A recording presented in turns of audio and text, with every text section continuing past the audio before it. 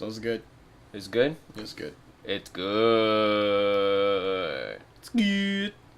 It's muy bueno. Hello, everybody. 4, 3, 2, kick it. Hey guys, James here once again, bringing you the 5th of many episodes of Miami Let's Cast.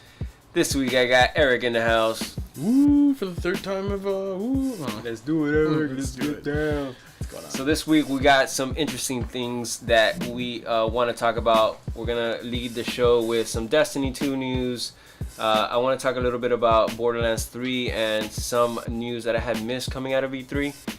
So if I missed it, chances are a lot of you missed it too. So I want to bring you guys up to date on that. We're gonna take a little dip into Overwatch. We're gonna talk again about the 3 console makers: Nintendo, Xbox, Sony. Sounds good. I said Nintendo twice, so I had to double up on the other ones too. So let's start off with well, tell me, man, it's been a while since we talked. So Eric lives a while for me, so it's, when we get together, it's pretty rare, but we get to enjoy each other's company. True. And you had talked to me about this game called Sentinels of the Multiverse. Yes, I did. And I went out on eBay and I bought the whole fucking shebang. Oh, dude. I got all the game with all the expansions, so it's a board game. And we're probably gonna run at least a match, bro. You gotta teach me how to play this thing. Sounds good. So we'll talk about that, but I didn't get to do that because I was in freaking Dominican Republic. Dominican Republic this weekend. De la República Dominicana. Yeah, man. We went to this all-inclusive resort. We left on Thursday, came back today, Monday. So we're recording this episode the day after we usually do. But yeah, man, it was loads of fun. I got to see Michael Jackson from The Dead there, an impersonator. It was all you can eat, all you can drink. Oh, dude. All you can fuck.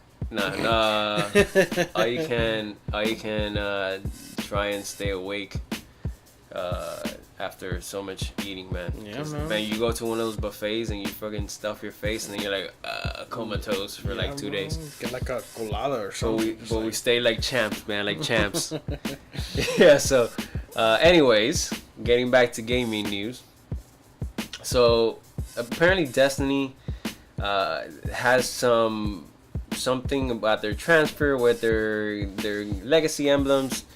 The expert on Destiny, Eric, is going to tell you a little bit more about it. So what's going on with Destiny 2? Alright, so the latest we have from Destiny is that this newest for the Destiny 2, what's going to happen is that the last gen players, meaning everybody from the Destiny 1 days, both on PS3, PS4, Xbox 360, Xbox One, right, so on, are going to get to, at the very least, transfer their data onto Destiny 2. Now, okay, what does this mean? Are we going to get to have like our character models? Yeah, of course not. Are we going to have... Everybody knows this. But at the very least, what's going to happen is I think it's going to record everything you've done, like in the Age of Triumph books. Okay. So anything from like raids or certain missions on hard mode. Right. That all gets recorded into the Age of Triumph. Okay. All right. So we all know this when they announced this game, Destiny 2, when Bungie came on Sony's stage and said basically, hey, this is going to be a 10-year plan. I think most people anticipated that it's just going to be like a Destiny, and then they're going to keep evolving as something like Minecraft. So this, to me, anyways, this whole Destiny 2 thing kind of came out of left field. But not really. I kind of knew that something was in the works is coming, but I felt like it was more of an expansion type thing. So this is like a true sequel. Some people are calling it Destiny 1.5, but I think it's more of an excuse for them to kind of start from scratch, fixing some of the mistakes they made. I think that's what they're trying to do, but in doing that, they're losing a lot of the progress. So I don't know how the players out there, I know you play this a lot, players like yourself who have invested so much time in the leveling up, and basically what's in it for them is what I'm interested in knowing. Like for those players who have dedicated a lot of time and effort. I mean, it's almost like a job to play this thing, right? Yeah, it is. It can sometimes be like a bit hounding to just like to try to want to, go get better and get that higher light level and stuff like that. Right. But it's definitely like an experience. Like if because everybody's journey is always a bit different. I mean, granted, you always go through the same story, but you have certain ways that you go about building your character. Right. So what I guess they're gonna try and do for Destiny 2 for everybody, it's kind of like an origin story from like the comic books. You feel me? It's like, well, I wouldn't say origin story. It's kind of like one of those, like the midpoint careers of like Tony Stark's, careers. Iron Man, yeah, he's gonna like lose his powers, but then he's gonna, go do something he's gonna get it back. Right. He's gonna be stronger than ever. So, yeah, I mean, yeah, you kind of sort of lose. Is this a little bit upsetting that you're not gonna get to transfer everything, or are you kind of excited to kind of start from scratch and start anew? I mean, yeah, I'm kind of excited to start from scratch. Okay. I mean, yeah, I hear that the small percentage of players that are gonna lose like everything that they worked up for like really hard, like their But they're keeping the servers up at least, right? Yeah, they're gonna. The Destiny 1's gonna keep on going. It's just not gonna end, right? I would hope. Okay. I mean, I'm gonna be playing both, even though 2 already came out. You know what I mean? Right. So I mean, I don't know. It's. I'll definitely tell you when I get there, if Destiny 2 is gonna be consuming more of my time. Right. I mean? But Cool, man. I guess we won't have that much longer to wait. This Destiny 2 is set to come out on September 6th, and then later on PC. That's big news, right? That's coming to PC. It's coming to PC October 24th, so keep an ear out for that. Of course, as always, you'll find the links to these articles in the show notes, so you guys can read up for yourselves. And then moving on, I wanted to talk a little bit about what I heard in the kind of coming out. I was looking at some videos, and my favorite game of last generation was Borderlands 2, so I'm like, man, I didn't hear anything about Borderlands 3. Everybody knows it's in the works, but I didn't really hear anything about it coming out, at least not coming out of E3. And so I started digging around for some videos. Apparently, Randy Pitchford, which is the head of development there at Gearbox, he basically dropped some bombs on me. So what happened? Yeah, he talked about Borderlands 3. Okay. And yes, he knows that they're in the works. And basically, he said that the whole development team is working on this game, and then soon they're gonna have like an official announcement for all of us. Okay. So I'm definitely stoked for that. But that wasn't the bomb, because I mean, I'm expecting to get blown away by this game. Okay. They had earlier in the year, they had a tech demo kind of showing the engine and the lighting within the game, and it all looks great, right? But show me the game. But he went on to talk about not just Borderlands 3, but he also went on to talk about there's a movie coming out, a Borderlands movie. A Borderlands movie? So a Borderlands movie is coming out, and he even mentioned, he goes, man, these video game movies are not very good, and in most cases they suck, right? Yeah. So they feel like this can be the one to turn it, because they're gonna try and get away from the games. They're gonna make this its own independent thing, and that's interesting to see how it fits in within the universe. Because I mean, it's kind of cool. The humor is very good in the game. I mean, I don't know are they gonna do cel shaded animations, live action. He didn't get into specifics, but I'm pretty excited about that. And then he also mentioned this. I think you're gonna like this one because you're a big Duke Nukem fan. But he basically said that they're in talks with a major movie publishing company to get a Duke Nukem movie going. Wow. What you think about that? Yo, I'm happy. I know you've been playing a lot of Bulletstorm, and it has a Duke Nukem DLC in it, right? Yeah, it has Duke Nukem can run as the main character in the new Bulletstorm, which I was so happy about. Like I'm currently running him now as like doing the second run of Bulletstorm to see what are the differences, what are the similarities, is the dialogue in there like really funny? You know, Right. I gotta find out. He's like your basic like I'm a big dude gonna fuck you up kind of character. No, he goes. One of my favorite lines that he does. He goes, "I like to kick ass and chew bubble gum."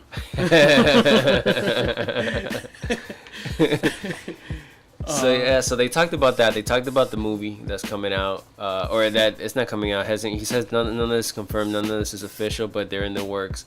So I think it's kind of cool that an independent studio like Gearbox is as big as they are, and they haven't gotten gobbled up by another publisher like a Ubisoft or an EA. And I feel like they've had these partnerships and they've been offered to get bought out, but they've chosen to stay independent, which is why I'm so excited for what's coming out of that camp with Borderlands 3 and all the talk of the movie. Sounds great. I'm so vested into that world. Duke Nukem sounds pretty cool. I really hope they bring back the original voice actor. That was That's true. And then he goes on to mention that Duke Nukem is going to have a part in the Ready Player One movie that's coming out. It's either later this year or in 2018. If you haven't read the book, guys, I'll put the Amazon link in the description for you guys to pick up Ready Player One. It's a hell of a book, especially if you're a big fan of video games and the 80s. It makes a lot of references to throwbacks to the 80s and a lot of Mario's and that type of deal. But it's kind of like, and it says it on the cover of the book, it's kind of like this Willy Wonka meets Matrix kind of vibe. So the whole thing with the book is, and not to get too far off topic, but I feel like I need to mention because it's such a good book. Basically, it's this guy. He's created this whole universe where it's this huge virtual reality video game, and that's where the whole Matrix thing comes in. People sign in, they put these things on their heads, or they get in these machines, and suddenly they're in this video game world. And the guy passes away. He's a billionaire from making all this money. But he says, "Look, I put 5 Easter eggs in my game. Whoever finds the 5 Easter eggs gets to inherit my fortune." Okay. So it's crazy. And then the book goes into the main character in the book goes in. It's like 5 years passes by and he finds the first Easter egg. Oh wow. So it's pretty cool. It's pretty cool how they did this, and the fact that they're gonna put Duke Nukem in that movie. It's kind of cool, man. Gearbox is doing cool things, and actually, Gearbox, or rather, Borderlands is being published by 2K Games. Oh, nice. Which just happens to be the publisher for my other favorite game of last year. So last generation it was Borderlands 2, and my favorite game last year was XCOM 2. Yeah. And they published the same game, so it's interesting. It's definitely interesting. So, kind of moving on here. We're going to talk a little bit about Overwatch. Overwatch has recently released some new players, and there's been some updates. So obviously they're always improving in the game. Blizzard's always doing its thing, and apparently they're talking about, there's a lot of people kind of downing, if you will, the Overwatch competitive mode. What's going on? All right, well, with the new meta that got released, like in season 5, it was easy enough before to want to go into competitive, right? To get into those competitive rankings, but unfortunately, Blizzard kind of sort of finagled with the whole ranking system, and now people are kind of upset because now Overwatch is kind of turned into League of Legends in the sense that you have to keep on playing, not necessarily do well, but you have to keep on playing consistently if you want to maintain So you gotta log in hours in order to get your rank up? Yeah. That sounds kind of It sounds kind of janky, but I mean, these games that are kind of service type games is not like a beginning and an end. It's just these things that keep going. They got to give people a reason to keep playing, right? Yeah. And one way they do it is with these loot boxes. They kind of bring this gambling aspect, and you kind of get hooked on that. Yeah. Obviously, the gameplay is great, and I feel like this is their attempt to try and keep people on the hook. Put the carrot at the end of the stick, if you will. It's something that people can keep reaching that higher rank. And if you stop playing, that carrot keeps going further, the stick keeps getting longer. So you want to keep chasing that carrot, right? Yeah. So maybe this is their attempt at doing that, which is kind of scummy. Well, it's been met with animosity to say the least. Okay. So there's people who are like happy about it, but like on the majority, people are making the environment like moreover a bit Right. toxic. So that's where I think it's kind of stemming from. Do you think they're gonna overturn that? Because I mean, and we talked about this in a recent episode that Blizzard usually does good by the players. Yeah. So do you think they're gonna listen to the crowd and kind of offset this, or you think they're gonna move forward with their Definitely. their plan? Definitely. I think they're gonna change it up a bit more. But again, all of this is a learning experience. Like they never gone into MOBAs before. So to fully understand what's going on here by the little changes, I mean they're kind of just like experimenting a little bit, just let them do their homework. I mean it's kind of like the same thing when they did the beta. They had to work out all the bugs. So yeah, Right. And this is a constant like growing thing, evolving world. Yeah. When we talked about Destiny earlier in the episode, and I feel like it's kind of the same thing. They're kind of in order for these games to be successful, there has to be a player base. Yeah. No player base. I mean, we saw it with Evolve. Yeah. That game is basically non-existent. We saw it with Battleborn, basically non-existent. Yes, it has some players that are still playing it, but without a strong single-player component, you're counting on these competitive modes or even these cooperative modes. But there has to be people present there. So, is this a scummy move? I think it is in a way. It's a little bit counterintuitive. It's not rewarding the players for actually being good. It's just rewarding them for playing. Yeah. Which I don't think is what gamers like to especially in a competitive atmosphere. I don't think it's what gamers like. They want to see their rank up. They want a prestige. They want to continual growth when they play. So. Well, I mean, yeah, we still haven't seen like the worst of it. You know what I mean? So we gotta like sit back, have a Pellegrino, just sit back, kick back, and chill, and just like look at the progress of what's going on. Because if this continues, we're obviously gonna see the reception in the right area. Right. Like in the right direction of what should be done, and this, that, and the other. Right. So, I mean, we'll see. Like I mentioned, I just mentioned it. Blizzard usually does the right moves. It takes them getting hit in the head over a couple times sometimes to get it right. Yeah. Case in point, Diablo 3, when that first launched, it was a freaking mess. Oh yeah. So maybe they'll turn this thing around, or they'll make it so that it's not as bad as people perceive it to be. So we're going to move a little bit into some Nintendo news. This has been a big year for Nintendo. We've talked about Nintendo plenty on the show. But I found this interesting. They say, well, specifically, not they, but specifically Michael Pachter, who is a well-known person in the video game industry. He does a lot of analysis within the gaming industry. And he suggests that, the Nintendo Switch is going to sell the Xbox One this year. He actually goes on to say, hey, if they have enough production in the year, he estimates that they'll sell around 14 million this year, whereas Xbox will sell around 10 to 11 million. So obviously that puts them over about 3 million or 4 million units. Do you think he's right on this? Do you think that people are kind of looking to buy Switches over the Xbox One? Well, honestly, I don't know why they haven't outsold the Xbox One even more. The Xbox One has like pretty much remained stagnant. Gotcha. So, well, they kind of shot themselves in the foot by announcing this thing super early, the Scorpio. I mean, I was getting ready to buy an Xbox One, and then I didn't because I wanted to wait for this announcement. So that's just for myself. Imagine how many people out there didn't buy a unit. Especially now, they're waiting on this thing. For the people who wanted to buy one, they're probably going to wait to buy one of these, right? Yeah. And, they basically it gives them to November, from November to the end of the year, to sell a ton. So I think he's kind of right here. He talks about, he goes on to talk about price point, which is a good point. 300 versus 500.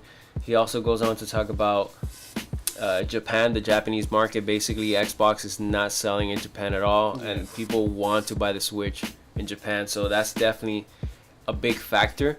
It's more of a global product, whereas historically Microsoft has always been a U.S. based product. So obviously, worldwide attention definitely will get those numbers up. So do you think, Nintendo, do you think this will come to fruition? Do you think, but when it's all said and done, 2018 comes around, we're talking about numbers of the past of 2017, and then we read units sold, Nintendo outsells Xbox One. Do you think that's gonna happen? Well, definitely. I think Nintendo is definitely gonna beat them by a big margin. That's right. So, and I think he's saying it right there. I think it's a matter of fact. It's all about if they can produce enough, right? Because the demand is there. Yeah. The demand is definitely there. And then another big difference of this thing is one is like this monster console, you gotta have sitting in front of your TV, and the other one's essentially a portable device. They're promoting it as a console, but it's essentially a handheld device. So I think more people are going towards the handheld market. I mean, they're already used to having their phones in their pocket and playing the games on the go, and then a person like myself, like I just told you, I went to the Dominican Republic this week, and I didn't take my PlayStation with me. I took my Nintendo Switch with me. Why? Because I could just take it as a little screen. I take it with me as portable, right? Yeah, and it's seamless too. And I don't denounce the fact that it's Nintendo's like really like it's somewhat of a smash hit. Shame on me for saying this. But definitely, if it was gonna be them against Xbox, I think Nintendo would definitely win. If not for the price point alone, then just for what it possibly could do more than the Xbox One. Right. So at this point, it becomes power versus accessibility, I guess. Yeah. The Nintendo's more accessible. It's got more of the kid-friendly games in some cases. It's got more. Whereas, I mean, let's look at this as for comparison. Kids like playing video games. Now, I know the average age of the gamers are 30-somethings, right? Because, kids grew up in the 80s playing these things. Now they're adults and they want to buy these systems and they want to play these games.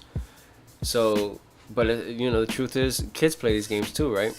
So what's the more kid-friendly device here? And it's the Nintendo, no question. You got Mario Kart, you got the Mario coming, you have, all these properties. Zelda is more accessible. Whereas, just for comparison, I'm trying to think on Xbox side what can they offer a child? And the only thing I could think of is this little Fox game or whatever the hell it is. Star Fox?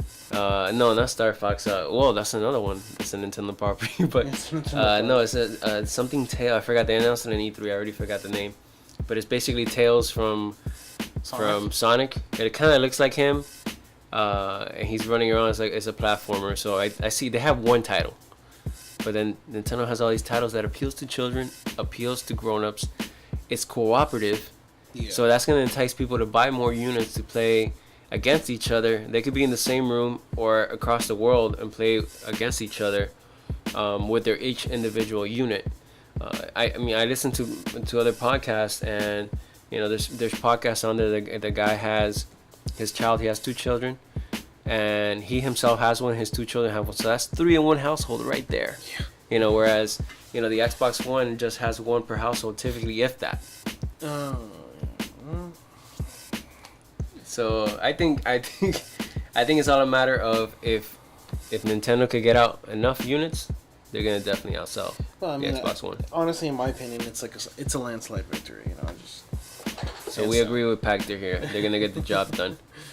So it wouldn't be a podcast if we didn't talk about your favorite, Sony.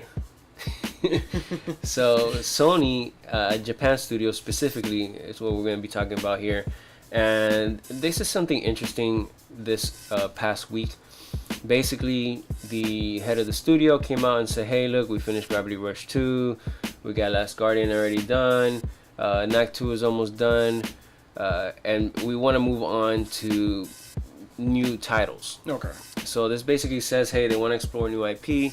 They want to try new things, and we really don't know what it is. I mean, Sony's portfolio is so good. They have single player in Horizon Zero Dawn, in Uncharted, and Last of Us. They have a great first party game in Ratchet and Clank, which is a game that most people can relate to. And Act 2 is a great game for children and adults. We just talked about that with Nintendo. Yeah. You know, they have great first party and second party, for that matter, that are exclusives to the PlayStation 4, such as Persona and such. But what really could they create here? What do you think that they're going to create here to kind of... Is there any gaps that they need to fill? Is there any types of games that they haven't done yet that they don't have in their portfolio? That's really a head scratcher. Because look, God of War single player, Horizon single player, Last of Us single player, you know, Uncharted single player. And yeah, they have some online components, but really, I think maybe do they go something like Destiny or something along those lines? Well, they definitely announced that Destiny 2 is gonna have its own its own bundle with Nintendo. I'm sorry.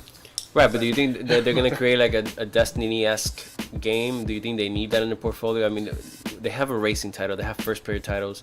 I'm trying to think, what multiplayer games do they have that are hits? Multiplayer games, I think. Days Gone is another single-player title. Street Fighter 5. Street Fighter 5. Well, that's a third party that signed up with them for exclusivity. Yeah. Yeah. So they have fighting down. What do they need? I'm trying to think, like going back to the well and seeing what they can come up with. Maybe some sort of arcade racer game or something. I don't know if Japan Studio has that in them, okay. But with Gran Turismo on the horizon, I don't know what they can kind of benefit from here. Well, I mean, Sony, we know as like the standard in like it's like this golden brand that came out of Japan and hit us here in America, and we received it really well. What I think needs to be done is since we're gonna go like shooting into the dark here, maybe they should just not like region lock all their games. Like right. I have like there are some games that they get in Japan that we don't get here in the U.S. Right. It sucks, but because I think you can create a Japanese account. I think it just has to be separate. It's not like on the same account, if I'm not mistaken. And you can play some of those overseas. Yeah, you can do that. I mean, we definitely. There's ways like if you're willing to go up and go through that hassle, by all means go ahead and do it. But I would like to see Sony just say, hey, we have these games. We don't know how you'll receive them, so here, just tell us what you think, and if you like it. So you think maybe that they create some or remaster some of these titles to come over and to the U.S.? Yeah, definitely. Like, okay. What's a good one that they're coming out with? There's an anime one called Danganronpa 3. Danganronpa. Yeah, Trigger Happy Havoc, which I love the series. I watch all the animes. It's a very good show. So they think you know what? If they go on full on Japanese titles, that's a good one. Maybe some RPGs. Danganronpa is obviously one. Kamen Rider is one that I'd like to see here in the U.S. Nice. Yes. Give me some of that. What else? Some more games like One Piece and JoJo's Bizarre Adventure and. So maybe some licensed products, something that's licensed to like an anime. Yeah. Definitely. So you want to see some... Okay. So maybe a Persona-esque game. Yeah, because Persona, I think, did really well. Right. And if, if that sort of pattern or that trend kind of sort of continued, we would see, like, really good profitability, like, in all these other, like, anime-esque, games. Gotcha. You know what I want to see, man? What? I want to see a badass card game. So something in the vein of, like, Yu-Gi-Oh! Or Magic the Gathering, or that would be great. If they can give me like a big AAA meaty like card game. Maybe the concept license. I mean, that's coming. There's a new concept Saga game coming to Nintendo 3DS. Yeah. So I'm not gonna be able to play it sadly. But Concept Saga, I don't know if you know this, is basically a card game meets Monopoly. Oh wow. It's freaking incredible. So you're okay. moving around this board, and you're trying to get to the end of the board. You're going around the board. You're trying to beat the other player, kind of like Monopoly. Yeah. But then when you activate these different triggers, and then you go into like a card battle. Okay. So I think that's pretty interesting. So maybe something along those lines.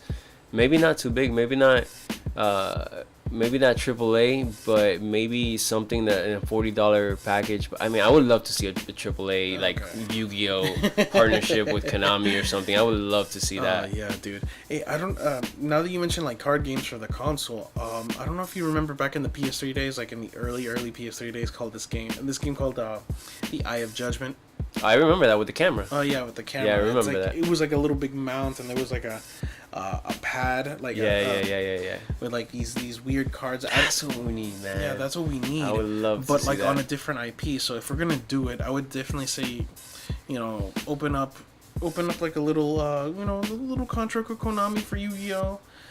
There's this game that I've been playing on my downtime. It's called Cardfight Vanguard, out of this Cool. publisher called Bushiroad.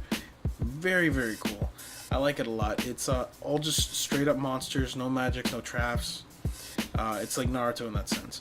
So Nice. yeah, it's So we're going like the anime route here. yeah, we're definitely going the anime route. Definitely, I want to see Sony bring back, that whole, the Eye of Judgment, like little camera Yeah, setup. that'll be cool. Yeah, for like all these other games, because we missed out on a great opportunity. Yeah. Eye of Judgment, for whatever reason, flopped. Right. Yeah, and- Well, it's a very niche crowd Yeah. to do these kind of card games. You're definitely taking chances, but I mean, this is the time when you have so many units out there. You wanna be able to grab every gamer. Yeah. You want to be able to grab. People are looking for single player experiences. They're gonna find it with Sony. That's no problem. But man, give us something like a niche, like a nice little niche that they know is maybe gonna sell, a million units or whatever, maybe 2 million, but it's gonna make us happy. Yeah, definitely. Like going back a little bit, the Eye of Judgment was like it was really great in concept, but I think where they failed was they weren't really like established as a game. So that's part of it. So maybe a licensing agreement. But can you imagine like the Eye of Judgment with like Marvel characters? Yeah, that would do gangbusters. That would do that would. Yeah. But it wasn't really established. Well, the other thing with that was also the camera, man. Like people didn't want to invest. It was too many things to take out.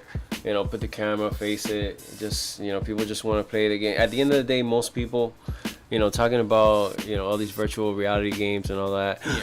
Virtual reality. Yu-Gi-Oh. Oh my gosh. Oh, No. So yeah, people are talking about virtual reality and all these things, but really most people at the end of the day play their games with a control in their hand. That they want to feel something that they can touch and move and not kind of like swipe a screen or kind of reach out and touch nothing kind of thing. So sure. I think if it tactile, they're looking for something tactile. That's the word I was looking for. I guess it all boils down to like in the execution. So if they can get around to doing something like that, very, with that, very pristine, like Mamma Mia, like that's a spicy meatball kind of approach to it. So you heard it here first, guys. I Judgment sequel with some sort of marketing campaign. That's what we want coming out of Japan Studios next. Well, maybe not. It's just never gonna happen. Maybe not Eye of Judgment specifically, but just that concept. Right. Something along those lines. Yeah, that would be cool, man. That would be cool. What else? Do we see anything else coming out? Well, let's see. I mean, it could be maybe something like. Well, we know that first-person shooter, for me, is Halo. Yeah. Maybe they come out with a Halo competitor. That would be something interesting. No, I think the Halo that's not Killzone. Something. They gotta move from that. So I think they attempted to do a Killzone and it didn't hit, but maybe like do it right this time. Yeah. now that they have the experience behind their belt, kind of recreate a Halo killer. I mean, Tribes was a cool game back in the day. I don't know if you remember Tribes. No, That was actually advertised. I remember the box like it was yesterday. It says in the box, and on the very top it said "Goodbye Halo, hello Tribes." Like they were actually aiming towards Halo and they failed. But Tribes was a good game. Sector 8 is another good game that was very Halo-esque. You know, if they do those right and they put the money behind in the bang and they get the gameplay right, I think that they can put another notch on their belt. Okay. I think that's what they're missing, like a badass first-person, story-driven, in the vein of like maybe Wolfenstein meets Halo type of deal. I think that would be something cool that they can do. And there's really nothing coming out of Sony that's like that I can think of. Yeah, well.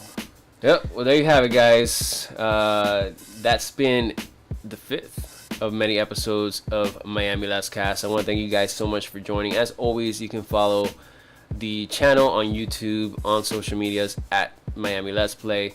You can follow Eric as well. He's what is it, Breaker Boy? For what? My Instagram, Twitter. They can get you on YouTube and everything. Well, yeah, they Breaker can get Boy. me on YouTube. Breaker Boy. YouTube. Is it Breaker Boy with an I? Yes, it is. Breaker Boy. Actually, with 2 eyes. Breaker Boy. And a 2336 at the end. 2336. Maybe, I'm not sure. I'll have to look it up. But anyway, it'll be in the description, so it doesn't matter. Cool, man. So we also have, of course, I mentioned before, we have the tournament coming up on July 30th here in Miami, Florida. Make sure you sign up. Challenge.com. I'll have the link down in the description and in the show notes. That's going to be fun. And if there's nothing else, guys, Eric? Nope, nothing else good? from me. I'm good. I want to thank you guys again so much for listening and watching. Until next time, guys, game on.